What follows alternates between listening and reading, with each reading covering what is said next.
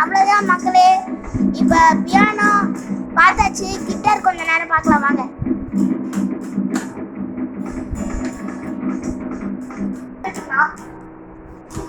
மக்களே இது வந்து என்ன பிளஸ்ல இருக்குன்னா 082 இந்தியன் கிட்ஸ் அப்படின்ற ஒரு இதுல இந்த